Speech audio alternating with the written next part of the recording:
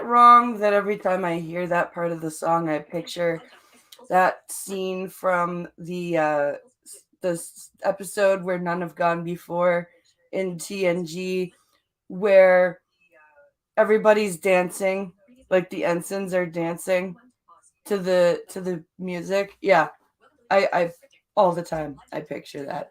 Hello, everybody. Welcome back to the Coffee Stream and the Blind Press YouTube channel. We are back with day number 2 of the return of the Coffee Stream.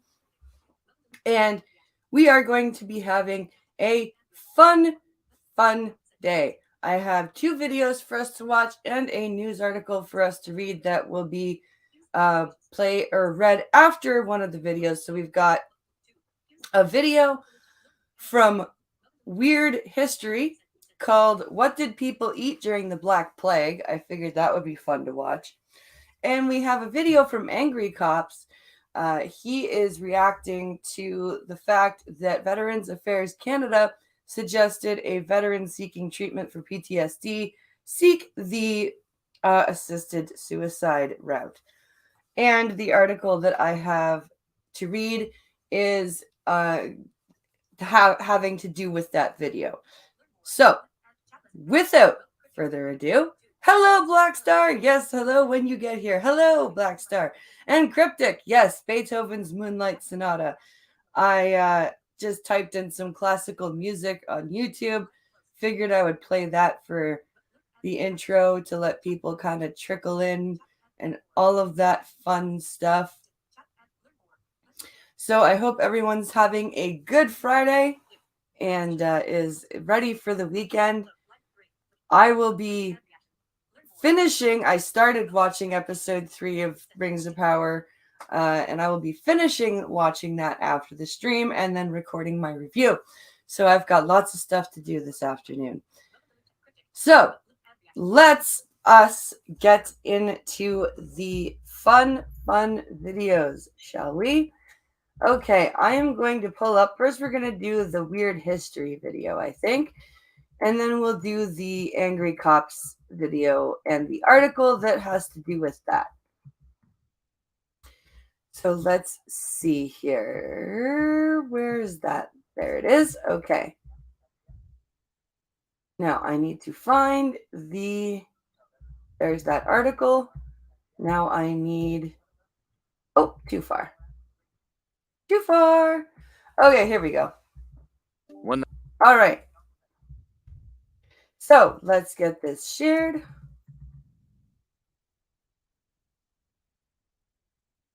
StreamYard, back over here, share.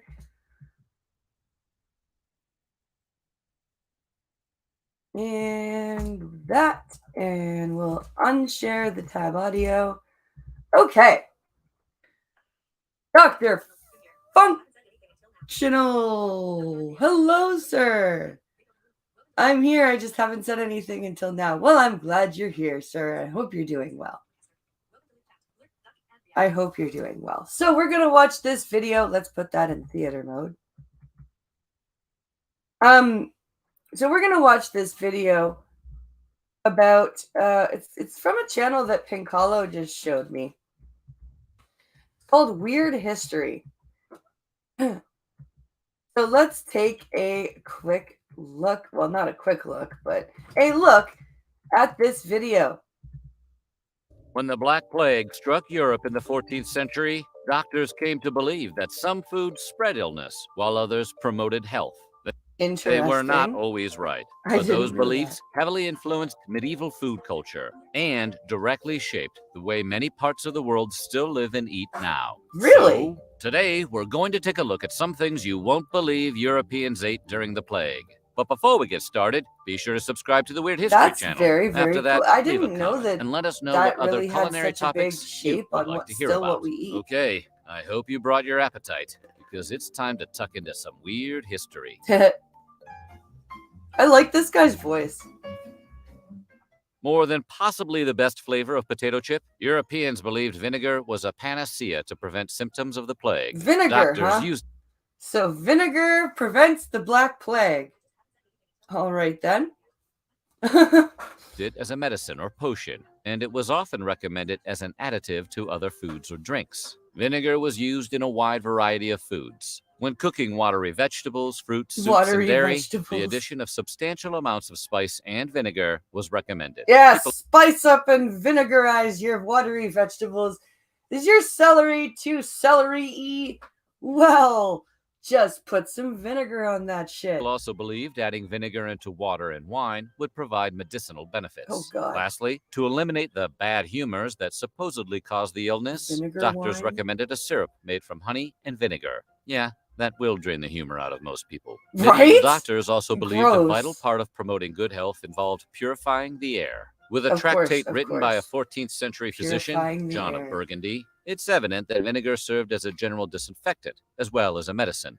Well, so in the Justinian plague, which predates the Black Death, I think the Justinian plague was 936. When was the Justinian plague? Okay. Byzantine Empire, CRW, Byzantine flags, websites, button, website, show Google results. Listen, button, show Byzantine flags and insignia, military wiki, fandom, from Byzantine Empire. That's not helpful. Flags, October 20, Byzantine flags. I said plague, not flag, you deaf bitch. Anyway, the plague of Justinian was, I believe, in the 900s. And it predated the Black Plague. And the miasma or bad humor thing was definitely a theory, to the point where Pope Justinian built himself a fire room. Quite literally built himself a fire room and stayed in there to escape the plague behind this wall of fire. Along with juniper branches and other deodorizers, vinegar cleared the air of harmful miasmas, which regular Weird History viewers will remember are bad smells once believed to cause disease. Quite often, people were encouraged to wash their hands and faces in vinegar and rosewater. The smell of ether was thought to clean the air. Ether, oh my God. Clearing the room. So what does modern medicine have to say about all this? Well, when it comes to health benefits, some research indicates that consuming a few tablespoons of vinegar might slightly reduce post-meal levels of blood glucose and insulin in people with diabetes. But otherwise, there's no conclusive evidence from clinical research to support the idea it functions as a medication of any kind. On the disinfectant front, white vinegar's acidic nature makes it fairly useful and effective as a household cleaning agent. That's a far cry from ridding the air itself of disease. And people still use vinegar for cleaning today. Like, I clean my coffee maker with vinegar. But do I think it's going to cure the cold? No. Be a kernel of truth in this belief. So-called Four Thieves vinegar, a concoction of herbs and vinegar which, in medieval times, was believed to protect people from catching the plague, might have contained natural flea repellents. And since the plague was spread by fleas, it is at least plausible that splashing vinegar around like cheap cologne really did help some people avoid catching the plague. Splashing vinegar around like cheap cologne. You know what? That's probably what they were doing, too. Most medieval peasants owned a cow, sheep, or goat. They would often milk their livestock to produce dairy products. You'd think that would mean they would be swimming in fresh milk like a bunch of Lucky Charms marshmallows. But that wasn't the case. In fact, medieval Europeans... Now I'm picturing little people as Lucky Charms marshmallows drowning in a vat of fresh milk. Why am I so morbid? Seriously, why the fuck am I so morbid? General didn't drink fresh milk. It would often spoil too quickly. So the milk that didn't turn was reserved for the sick, while peasants drank soured milk or buttermilk and whey mixed with water. Sour milk? Oh, God. No wonder people were so sick all the time. There was a different substitute for fresh milk, almond milk, which is still a fairly popular milk alternative today. Almond milk was also used to treat the sick, as doctors believed it was easier to digest than whole almonds, and could provide essential nutrients for the ill. Almonds, however, were expensive. What's easier to digest, liquid or a fibrous nut? That's a head scratcher. So these kinds of treatments were reserved only for the wealthiest individuals. Yeah, I the bet. nut had heavy associations with Greek and Arabic cooking, and though it was prevalent in Northern European recipes, it was not generally accessible to the majority of the population. That makes sense. Because if you think about the type of cooking you see from like Northern Europe or like Greece or whatever, like, yeah, that makes sense, but it wouldn't be accessible to everybody. And like he said, it would, because almond milk, like, I think almonds grow only in a very specific part of Europe, I believe.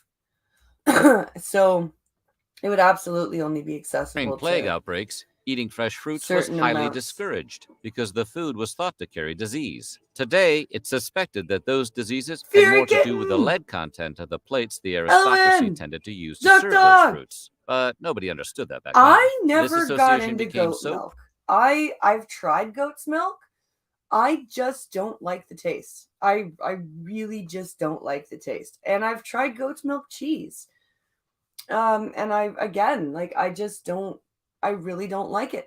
Now, if you give me goat's milk bath products, I really enjoy like the scent that goat's milk products has.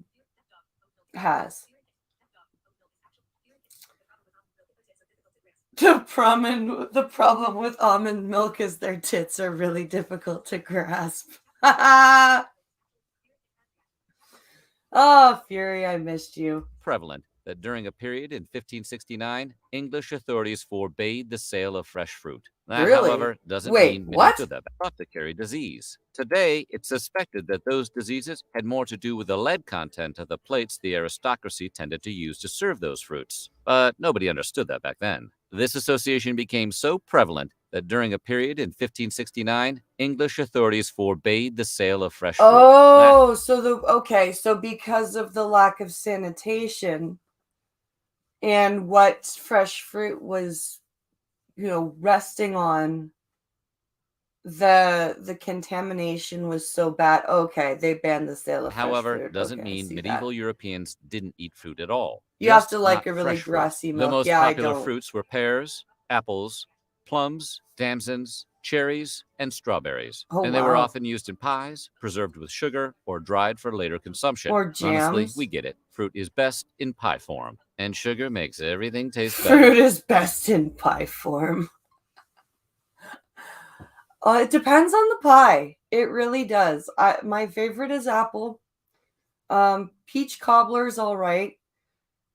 Cherry pie is okay, but I don't like strawberry rhubarb. I don't like those the black currant or whatever. I don't like those. Lead was used as a sweetener on both platters and pitchers for acidic foods. Yes, and Dutch apple. Yes, Dutch apple pie is awesome. And there was also, I believe they put, I think it was called defrutum back in ancient Roman times, with basically leaded wine.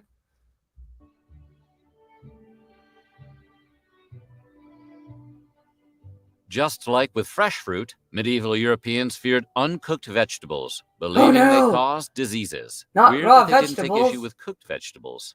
Have you smelled a pot of Brussels sprouts? Ugh. In 1500, a cookbook entitled The Boca of Carvinia warned cooks to beware of green salads and raw fruits.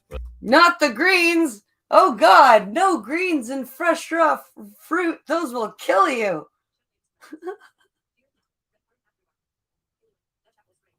Red currant, add rhubarb. No, I'm not good. I don't like that stuff. I really don't like rhubarb. I just never got into it. For they will make your master sick. And if your master was someone you were worried about, it was good advice. Ironically, it was probably wise for medieval Europeans to cook their vegetables because it did affect public health, even if they got the specific details wrong. Historians have found records of vendors cleaning produce with saliva before selling them. A practice which persisted into the late 18th century.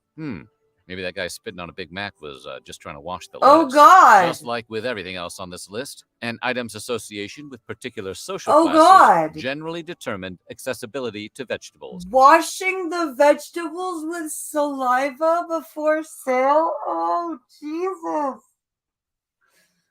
Oh, my God. What the fuck? No. Fucking raw vegetables are bad, but spitting on them before selling them is fine. What the fuck? Did you ever think that because you're spitting on them, the raw vegetables are now contaminated? Oh.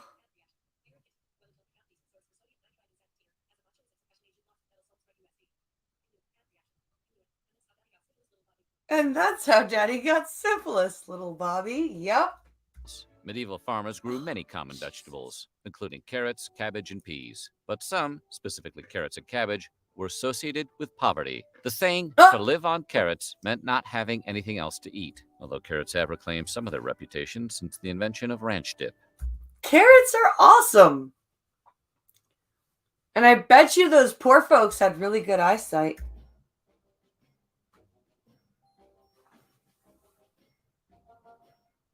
While vegetables and fresh fruit were under heavy suspicion of causing disease, nobody really seemed to have a problem with meat. It was commonly eaten throughout medieval Europe. And though different meats were served, their abundance and variety were determined by socioeconomic status. And I bet you the way that they were stored and prepared is going to make us all want to vomit. Like pretty much everything else, and still continues to be. Due to how cheap and accessible the animals were, beef and mutton tended to be the most common Cow meats. and sheep. Many peasants owned cows and sheep, so when the animals were unable to produce milk or had reached a certain age, they were slaughtered for food. Death for the you! aristocracy, of course, had much more varied menus. Destiny! Destiny! No escaping death for me! Destiny! Destiny! No. Oh, wait. That's.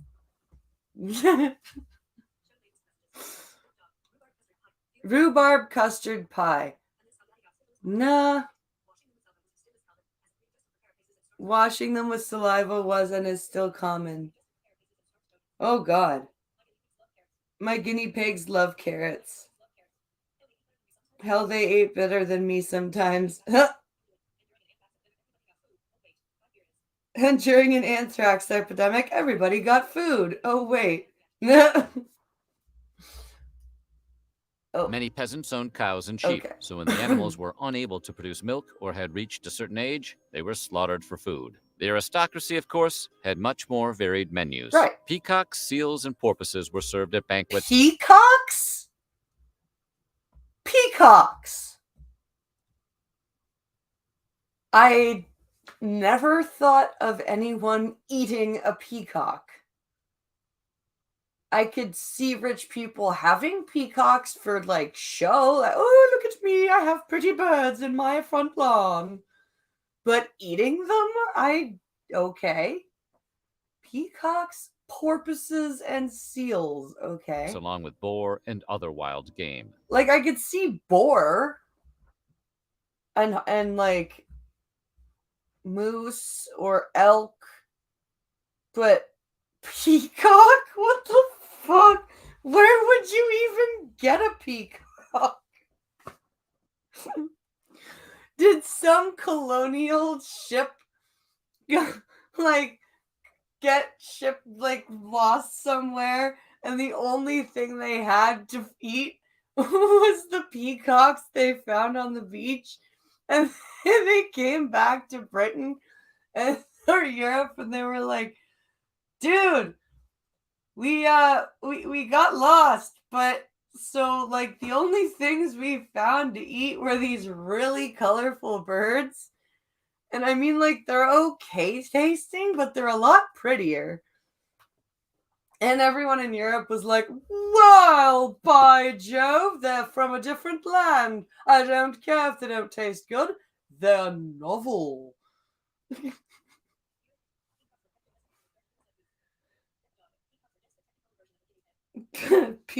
Peacocks are just the technicolored version of a technicolored guinea hen.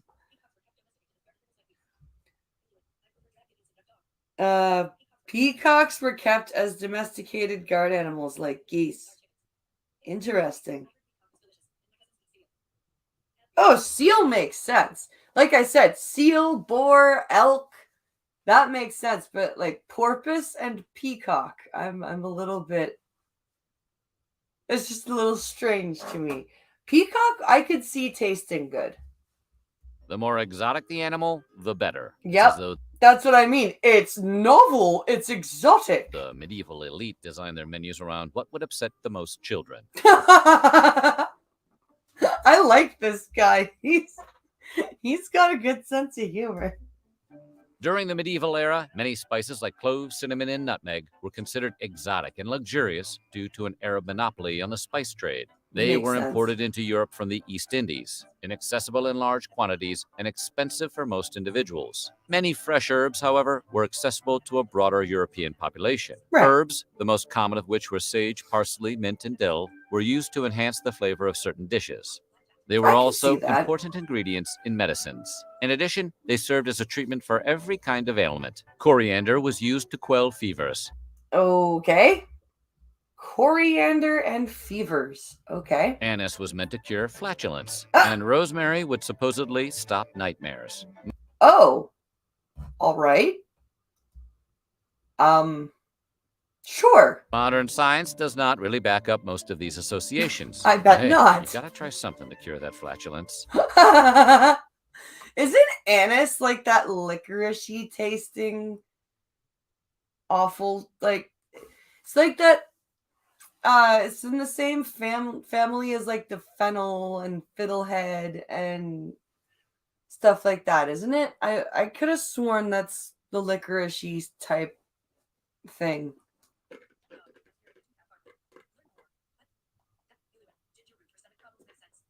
Yes, ginger root for stomach problems does make sense. And they're like Gravol now has ginger and willow bark for fevers. Yeah.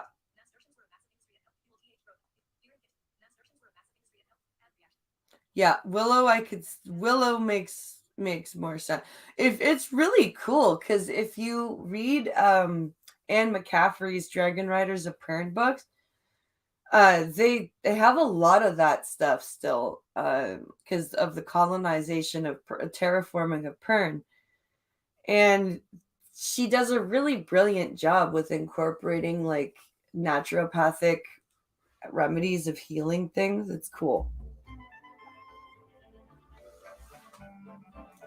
A dietary regimen that emerged somewhere between the 12th and 13th century, known as the Regimen Sanitatis Salernitatum, placed a heavy emphasis on drinking wine and ale, which has to make you wonder if it was yes, dreamed up by ale, medieval no. frat boys. Many amateur nutritionists still follow this regimen today, particularly during sporting events and holidays. It also placed great importance on teaching people how to choose the best wines and brews with the goal of maintaining a healthy lifestyle. People often drank ale with breakfast and washed down dinner with spiced wine. So ale for breakfast does kind of make sense because beer does have a lot of calories with like the yeast and the grains and stuff like that.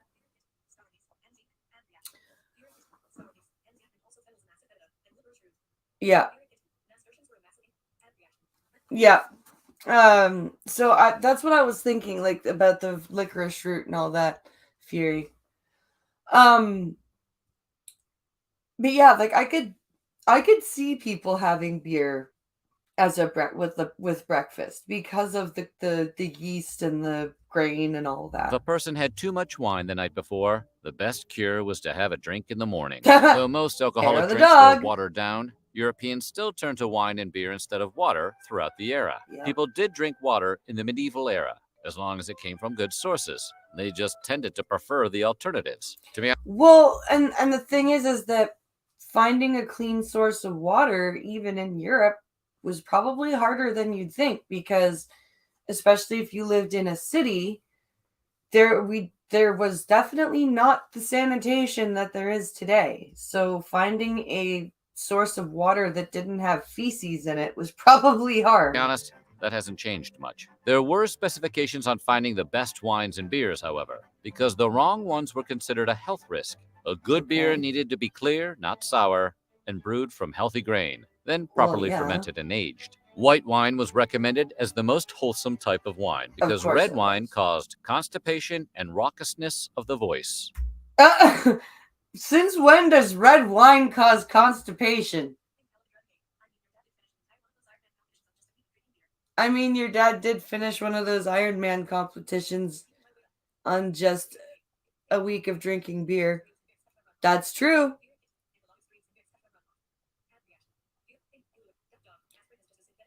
Aspirin is just a synthetic version of the inner lining of the white willow bark. Huh. It was liquid bread. Yep. And also because of the boiled water was far more sanitary. Yep. Hi, Sora. Alcohol is what is keeping my weight up. I guess people forgot about the wine shits. Right? I've heard that 2 or 3 boxes of red wine can help switch off gravity. Either switch it off or enhance it. I'm going for enhance it. Those two make sense together. It's tough to keep the raucousness out of your voice when you're constipated. I like this guy. He's hilarious. Peasants during the era often ate 3 pounds of grain each day. Oh my which God. sounds like a lot, but it makes more sense when you realize they consumed it in various forms. Those forms included things like bread, thick porridge, and beer. In fact, when eating porridge, peasants sometimes used hollowed out slices of bread as bowls, sort of like ye old Panera. Physicians even used bread to protect against plague. Writer Bengt Knutson reported that he carried bread or sponge sopped in vinegar when he visited those affected. Knutson held the bread in front of his nose to block supposedly contagious vapors. It was kind of the medieval equivalent of a surgical mask, except the mask was a wet piece of bread that really didn't do anything. Other than that, they're the same. Other than that, they're the same. Everybody loves the taste of sugar. No wonder it was they an were especially valuable valuable commodity during the late No medieval water period. and all grain. Sugar was transported right? to Europe from the East and West Indies, as well as from North Africa. Beer and Due pies to the high stuff, all of labor that needed for died cultivation, today. processing, and transportation, Maddie! sugar was expensive, but it was popular in the upper strata of European society, especially in England. It was used when cooking vegetables and preserving fruit, and people prescribed Sugar, it as a yeah. medicine. Because when medical science doesn't really exist yet, medicine can pretty much be whatever you want it to be. Just a spoonful of sugar helps the laudanum go down. Sugar was so abundant among the upper crust of the era that tooth decay became a distinguishing feature of English aristocracy. It Sort still of like is a members only distinguishing jackets. Not sure feature which of is worse. English. During the plague, Europeans ate a Soggy thickened bread grain mask, made in the yes. form of gruel or porridge, sometimes served with vegetables. Gruel and porridge was a food staple primarily for economically disadvantaged Europeans because it lasted a long time and people could mix it into any available food. It was like a nutrient delivery system. Not tasty or fun to eat, but it got the job But done. it's filled the dish you up, inspired yeah. the old It rhyme, kept peas you porridge full. hot, peas porridge cold. Peas porridge in the pot 9 days old. Ew. Fans of Dickensian literature may also remember gruel as the meager dish of which Oliver Twist wanted a second helping. Please, sir, I want some more. Pottage was another common variation, a thick soup of grains, vegetables, and meat. People sometimes ate it off a thick slice of bread, called a trencher. When you're a peasant, you need a carb load like you just got cast in a superhero movie. Yep. Because you might not eat for maybe the plague rest of the extended day. beyond the 14th century. There were periods where it reemerged in Europe and altered food culture. For example, in the 1600s, the popularity of lemonade may have prevented the spread of the plague in Paris. Also, Really? well, food writer Tom Nealon speculates that That's lemon peels may fascinating. explain the mystery. Chemicals in lemon peels eliminated the fleas that had historically spread the affliction. When rats on the streets of Paris chewed on discarded peels, it may have also helped ward off the fleas. Oh, because the citric acid, the rats ate it, the fleas tried to bite them, went, ugh. Interesting. That's really cool. Wave spread in the 1670s, Paris was spared once again, which lends more credence to the lemon peel theory. See my Ironically, ruffles soaked while in apple Europeans cider thought just vinegar about is not every weird, other it's food had tradition. medicinal value, They did not intentionally drink lemonade for its health benefits. The new beverage was merely a fad that may have accidentally protected an entire city. I'm eating it Go right figure. now with berries. So what do you think? Which of these foods were you most surprised to learn was popular during the plague? Let us know in the comments below. And while you're at it, check out some of these other videos from our weird history. I like this guy. I'm glad that Pincalo showed me this guy. So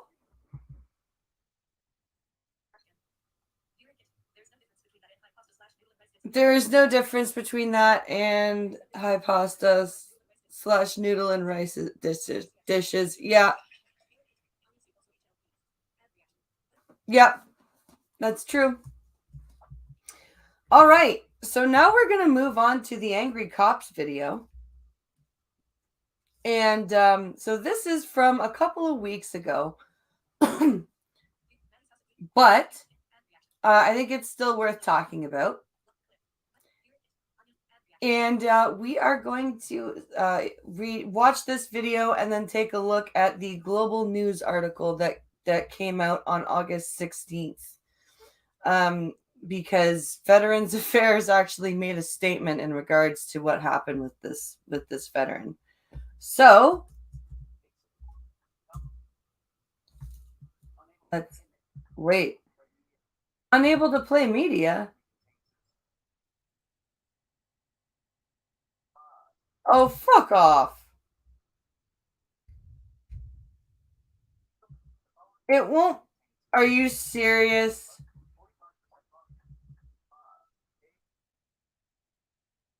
That is some bullshit. I could play it yesterday. I wonder if Angry Cops knows about that.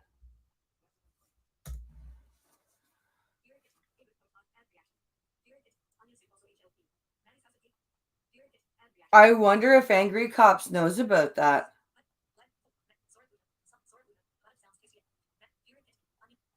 That's annoying. It was playable yesterday.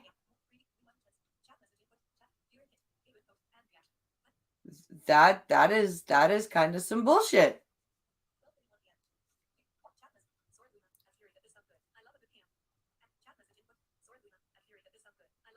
Ooh, ham. Yes, like a nice slow cooked, oven cooked ham with scallop potatoes with cheese on top. Oh my god. That's like the best ever. Oh, okay. Well, let's read the article anyway. And we'll take a look at the article because I still want to talk about this. I'm annoyed though about the Angry Cops video though, because it was playable for me yesterday. And I didn't watch it on purpose because I wanted to live react to it, but I saw that it was still playable when I went and grabbed it. So that's very annoying.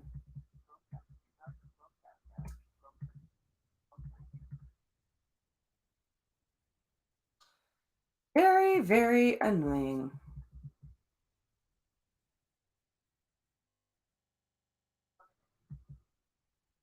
No, I don't want notifications. Go away. Okay. Let's go down past all of these links. Okay, so this, as I said, is posted from article August 16th of this year. A Canadian Forces veteran seeking treatment for post-traumatic stress disorder and a traumatic brain injury was shocked, and I would be too, when he was unexpectedly and casually offered medical assistance in dying by a Veterans Affairs Canada VAC employee, sources tell Global News. Yeah, Pink Hollow, it said... Answer call. Yeah?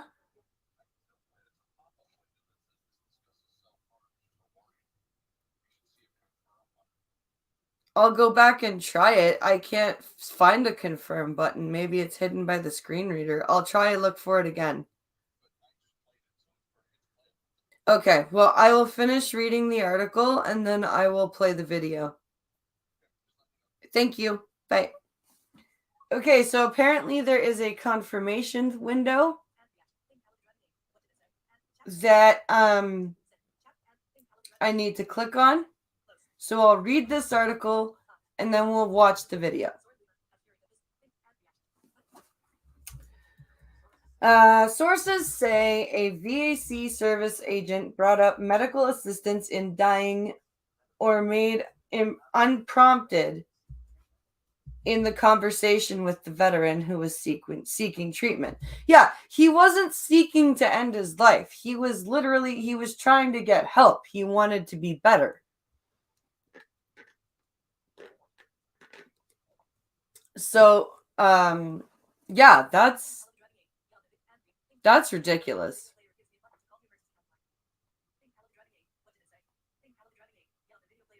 Yeah, on the video player, it gives me a button to call the emergency helpline. Ah, okay.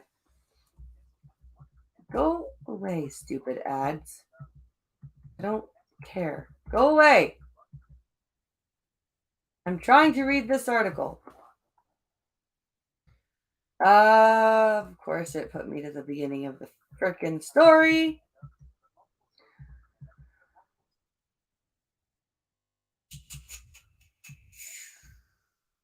Where am I? But multiple sources tell Global News the combat veteran never raised the issue, nor was he looking for MAID and was deeply disturbed by the suggestion. Multiple sources and in VAC told Global News that the discussion took place. Sources close to the veteran say he and his family were disgusted by the conversation and feel betrayed by the agency mandated to assist the veterans. Yeah. And he was literally seeking treatment to better his life. Cooking chicken terrifies me. How do you all know when it's done? Okay, so for me, when I'm doing chicken breasts, what I like to do is either oven cook them at around 425 Fahrenheit for about 45 minutes, or pan fry them on medium heat with the lid on for about 25 minutes. Obviously, you're going to want to flip them halfway through. Then you're going to want to chop them up and then and then put them back in the frying pan or whatever you're cooking them in and cook them some more, just to be sure.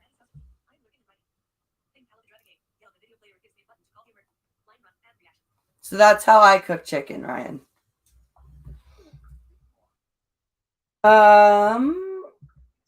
Global News has also learned of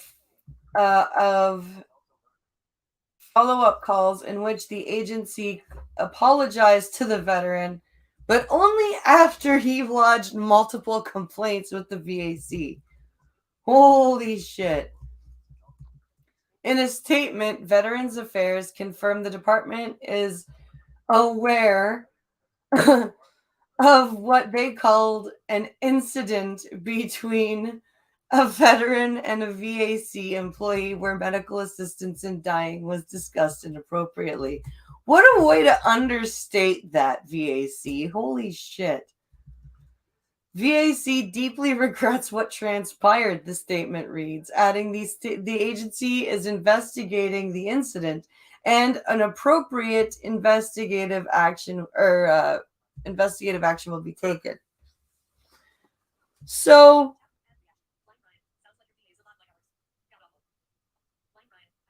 why am I hearing, do you remember the South Park episode where they did the British Petroleum accident? And it was like, we're sorry. We're sorry. Yeah, that's what this feels like to me. Like, holy shit, Veterans Affairs Canada. Way to fucking, wow. That's insane to me. That would be even something that you would mention. Well off to walk 243 and dropping. Awesome, dude.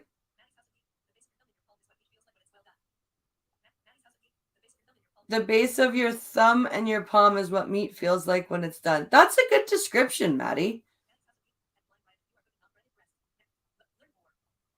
That's a very good way of describing it. Okay. The department also did not answer Global News questions about how many times assisted dying has been offered to veterans from this particular employee or other Veterans Affairs employees. That's a good question.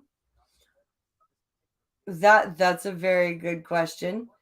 Or what guidance employees have been given in offering such advice. Yeah. That right, like, is that even a thing that you should be talking about if somebody is actively seeking treatment to better themselves?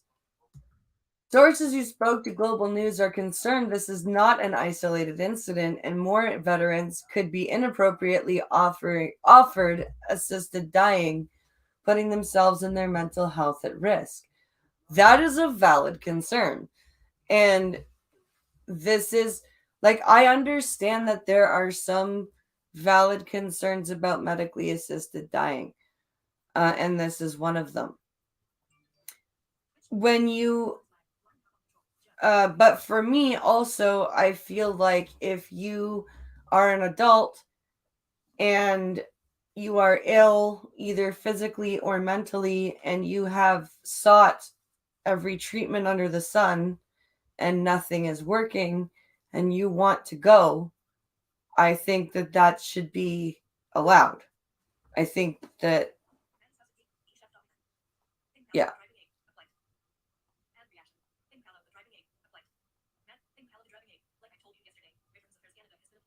Like I told you yesterday, Veterans Affairs Canada has been a plight to veterans for 30 years. No government has, it's a bipartisan issue. It's neither the conservatives nor the liberals. It's all the government bodies treat veterans like garbage, and it's bullshit. Okay, let me find this button.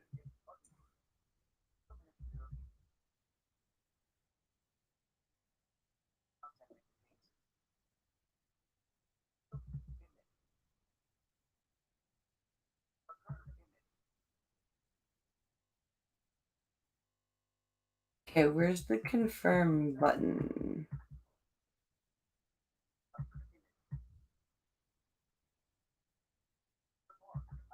I understand. Okay, I don't know. There we go. I found the button. I found the I understand button. Ha ha ha. Okay. So now we're gonna watch Angry Cops for take on this, because Angry Cops has good takes on things.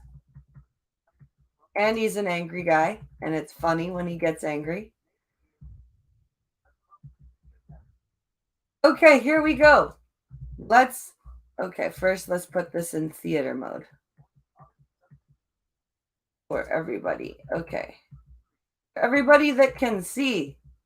Here we go. I don't know why everybody's so frustrated with the VA.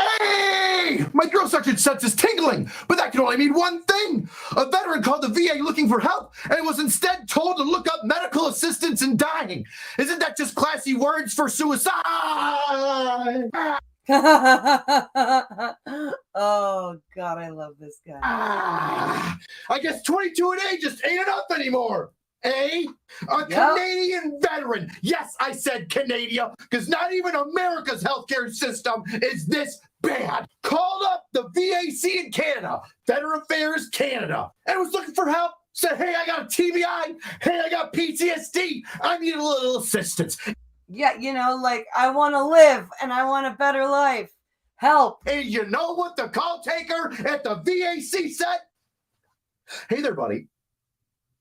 How about you fucking suck start a rifle? Well, kinda, because the call taker at the VAC told this veteran who was looking for help that he should look into MAID, medical assistance in dying, which, if you're not sure what that means, is big old fancy words for euthanasia. Euthanasia! Euthanasia! Euthanasia makes you kill your pet.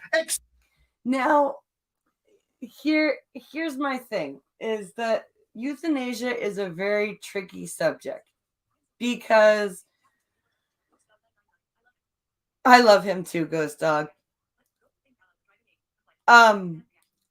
But like I said before I started this video, I absolutely feel like if you are ill, whether it be physically ill or mentally ill, but here's my caveat. You have tried. You have tried to get better. And nothing has worked. And all you want to do is stop suffering. You should have that right. However, government bodies should not be the ones to bring it up. It should always be brought up from the person, not from the governing body. And anytime a governing body is the one to suggest it, I believe there should be some sort of investigation into why. Every time. From an independent, outside area.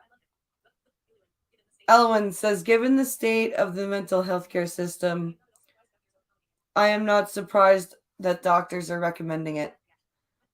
Neither am I.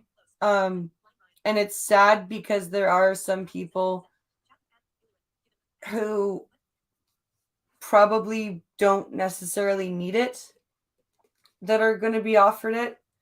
But as I said, like, if you have struggled for years and you have tried, like if you've gone to count therapy and taken meds and all this shit and nothing's helping you, and you just don't want to fight anymore, I don't think you should have to.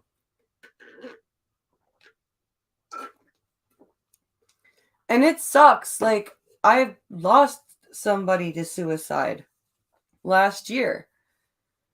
And part of me was really angry because I was like, I wanted to die and I didn't.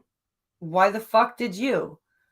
But he didn't have any, like, of course he had, us, like his mom and my mom, his aunt and all that, but he didn't have like a wife or children.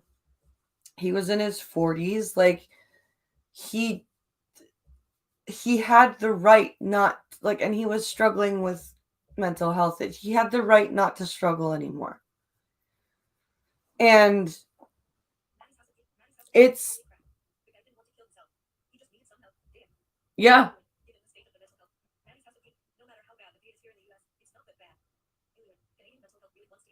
Canadian mental health really wants to get rid of the mental health situation. Yep. I'm subsisting on pure spite, so I'll live forever. Yep. Except for you. You get to self-do that. You get to hit your own power switch. Boop. Yep. America's running around spending all this money trying to save vets, and Canada's just up there in the north, just picking them off like it's some sort of carnival game. Now, normal people would probably say, well, that's probably a bad idea. Telling a guy looking for help for some mental situations that a good idea is to just go, but not the VAC in Canada. Nope, because after this veteran said, no, thank you, I don't want to talk about that anymore. I want help, not the end. This person kept bringing it up, kept saying, are you sure? Are you sure you don't want to just take that little piece of steel and just, just tell me how it tastes? Yeah, and that's the problem. And the thing is that to the outside world, Canada looks like, because of that, like that makes the country look bad. And like our citizenry is not okay with this. I guarantee you it's not okay with this. Tell me how it tastes over the fucking phone. And yeah, I'm using finger guns because over the phone, this doofus told the veteran, hey, it's better than blowing your brains out or running your car into something. And if that isn't a dude, I swear to God, that's man. Pincolo says ELS, MS, CS patients, all these diseases that are progressive. That's why the assisted dying is good. Yes. Terminal cancer. Yeah. Stuff like that. But I think I think that subject should always be brought up by the patient. The patient. The minute the doctor or a government official brings it up, investigation. Right away. Investigation. Sometimes waiting to the bitter end is so much worse. Yep. It is. It's hard. Right there, a lady would be at least a little bit more emotionally available than to just blurt out, hey, you looking for help? Some mental help? Well, you should just off yourself. But here, do it here. Yeah. Let me help you. Yeah. Let me help you. Yeah, it's better than blowing your brains out, right? What an emotionally insensitive idiot. This guy must think that orphan veterans one at a time is just his way of giving back to the Canadian government. No and saving shit. Them. Like, what made this person think that was an okay thing to say? The problem is the largest group of mental health issues, including veterans, are all of these homeless encampments. Yup. My father had to ask them not to use anything to continue his life. Yeah. The patient has to ask, and then they are asked if they are sure every single day. Yes. This was January. Yep. So thousands of dollars each year in medical costs. Hey, why stick around when you could just end it and we won't have to pay your medical bills from now until eternity? Yep. We won't be able to collect taxes on you. Dang. But at least we won't be able to spend more money on your worthless ass. Oh, but we're only just getting started. Because after this veteran said, no, listen, shut up. I don't want that. This call taker goes on and says, but I've helped another veteran do it. What? And that doesn't set a fire inside you. Wow, the Global News article really glossed over that.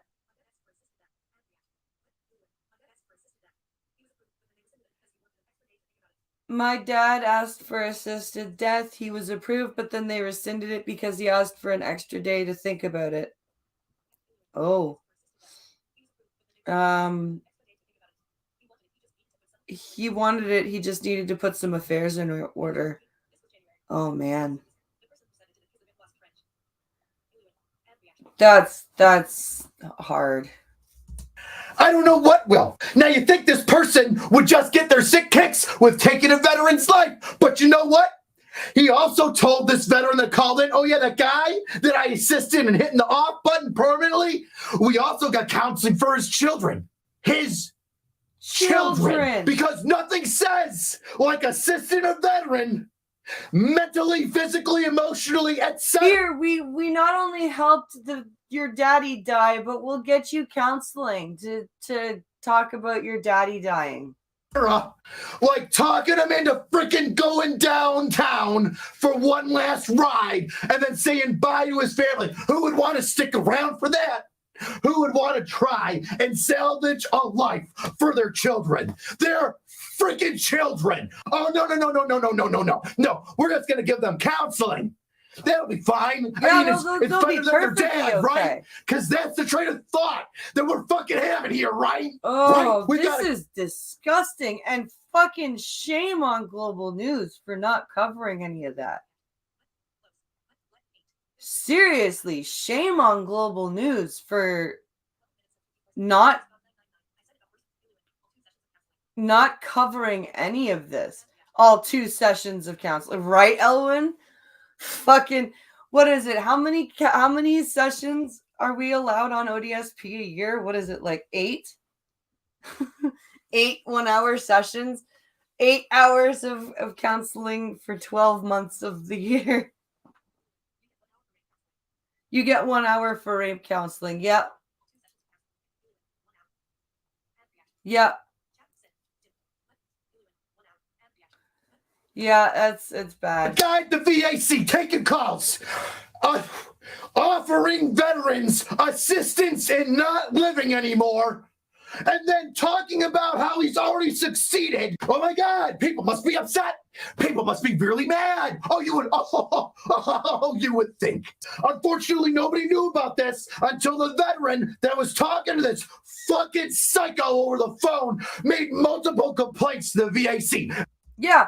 That's what I mean. Like, this is what's bad about the treatment of veterans in Canada, because even the media, like, I just read this article and I'm glad that we're seeing the difference between the Global News article and then what Angry Cops found out, because they glossed over a whole bunch of shit. Like, they made it seem like the caller only brought it up once, and they didn't say any of this shit.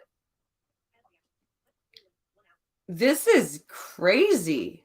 And then when they didn't get the ball rolling, good job at not looking into that one, VAC. He goes to the press. Yeah, no and shit. And the press goes, holy shit. I bet he goes. This is a big deal. What's going on, VAC? And the VAC says, Mr. Lawrence McGanley, the head of the VAC, is looking into it. He takes these things very seriously. Once we had discovered that this occurred, we immediately took action. Of course you did. Of course you did. Even though the veteran called you and went, what the fuck, several times, and you did nothing. And then he went to the press, and then the press went, what the fuck? And you went, oh shit. This veteran's not going away. And apologized to the veteran. Oh, hey, there's... Does anyone else feel like Veterans Affairs organizations feel like vets will not raise shit because they have too much respect for the chain of command and too much respect for authority to make waves? Does anyone else feel like that is how Veterans Affairs organizations function? We'll do the bare minimum for the veterans because we know most veterans are even the officers tend to have a respect for authority and the respect for the chain of command. So no one's gonna pull a Karen really on us, and so we can just do whatever the fuck we want. This is horrid. The person on the phone needs to be arrested. Oh yeah. The most ironic is the suicide hotline has a 2-hour wait to speak to someone. Please hold. Your call is important to us. Yeah. Sorry, bud. Didn't mean to tell you to take that forever sleep instead of, actually helping you and offering a solution to your mental anguish and shit that we put you through because, we shoved you overseas. But now that you're home, it'd really be great if you could but we can't say that no more. But, hey, bud, okay. Now, if the VAC took action, that means that something happened. An action happened. No movement. some sort of fucking verb. Nope. Well, what action did they take? Nothing. Because the person that answered the call that day, that talked to another veteran about taking that forever sleep, he's still there. and then talked about him assisting another veteran he's still working in taking there. that forever sleep, and and at least counseling his children now that daddy's gone, still works at the VAC. Yeah. They're not on administrative leave during this investigation. So No. They're not sitting somewhere else, just kind of holding off till we get all the information of this, I would say catastrophic event. No. That would make sense, wouldn't it? That would make fucking sense. That would have veterans try and think that you might actually be doing something and have their best interests in mind, but that would be too stupid. We don't want to do that. We'll keep the person working. Oh, fuck making sense. We're the government. Seriously, that's how they function. Fuck making sense. We're the government. That way we can off more veterans and tell them about MAID. It's fantastic. It's glorious. It's not a conspiracy. Oops, sorry, not to go down the conspiracy hole, but yeah, that person's still working. Oh, and the other action you would think that they would take is to have an emergency meeting. You would think, You would think. A meeting about, hey, maybe we should gather everybody together, and tell them not to tell dudes to off themselves, huh? Right? No, a veteran who sits on the Service Excellence Advisory Group. How about when Wow, people what a call for bullshit help, fucking you tell name them that is. how to get a help. Group that tells the VAC, hey, this standard is low. This standard needs to be raised. This is a bad thing. We need to make it a good thing. Well, one of the veterans on that board, group, whatever, said, hey, an emergency meeting needs to take place right now. We can't have veterans calling up, getting told that medical assistance in death is an option. You want to know what they said? You want to know what the Minister Lawrence man said? Oh, this is going to be bad. I have a feeling this is going to be really, really bad. What that board said about an emergency meeting? You want to know? Nothing. They said last week in middle of August, nah, we've got a meeting in September. We'll bring it up then. Wow. That's well done. Well done, Veterans Affairs. Way to ensure the fact in veterans' minds that you just do not give a fuck about them. Now, considering that September was over 2 weeks away, and I don't know when in September this fucking board's going to meet. You've got a minimum of 2 weeks. Yeah. That bozo is still working at the VAC, still taking calls. You've got a minimum of 2 weeks. That veterans are still being offered to go forever when they just don't feel so good and they're looking for somebody to fucking help them. Yeah. When they're, first of all,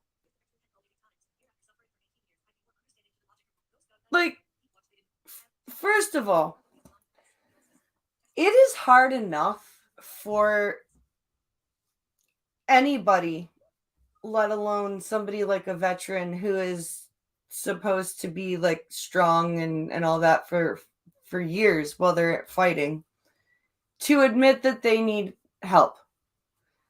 And then for somebody to be like, oh, well, how about you kill yourself instead? Like, what the fuck is that about?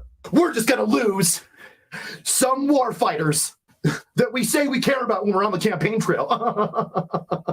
But we know better. For 2 weeks. And instead of just, I don't know, my pause fixing game the is fucking strong. problem right away. You couldn't be bothered to have a fucking meeting. No, counseling is not always dying is not veterans. partially. You Is know not fully the covered, fucking no. purpose that you're here for? No, because we can just push off their deaths till later, right? Yep. Are you mentally fucking insane?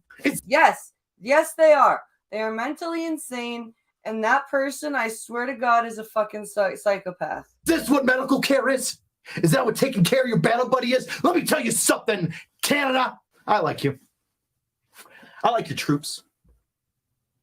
Got some great warfighters. And here in America, we don't want you to give up. He's upset. Like, he is really, and I understand why, because this is like, if anybody comes to you and says, I need help, Your answer should not be, how about a bullet? How about you die? But for somebody that went and fought in wars, so that, and I guarantee you that Veterans Affairs call center asshole never fucking stepped foot in a war. So that, like, so that we could stay home and be free. So when they call up and say we need help, they are the ones who should extra get help. Like, think about it for me, for the counseling that I need. It's probably going to cost about $500-$600 an hour for a proper psychologist. Yeah. Yeah. This hits Richard very hard because he's had fellow veterans take themselves out over the past 5 years, many of them. Yeah. If you're on ODSP, you just have to just stuff it in. Zero coverage. Yep. Like, it's, as I said, it's bad enough if a civilian needs help and they get told to die. But after fighting for your country, you come back home and you need help dealing with the fallout from that, and then you get told to die? Like, wow. What the fuck? Fucking pissed. Ooh.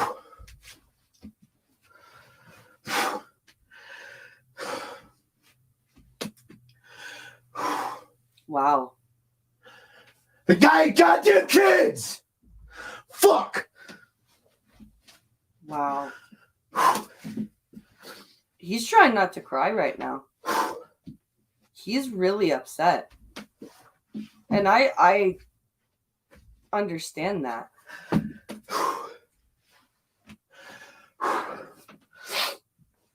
He's upset. Like, I feel it.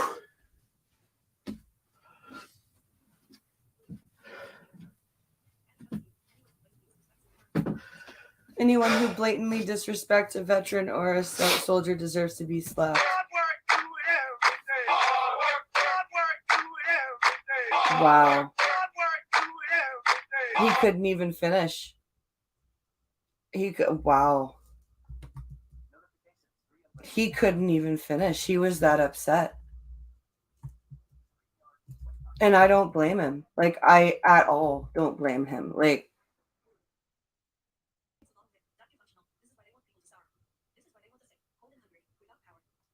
that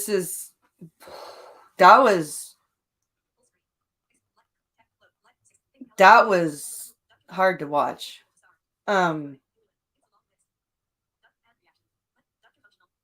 Yeah, that was hard to watch, because when the tough guys get upset like that, like, wow.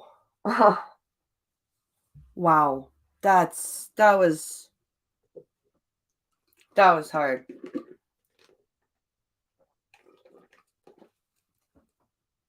That was, and like I said, shame on Global News for vastly understating what went on here.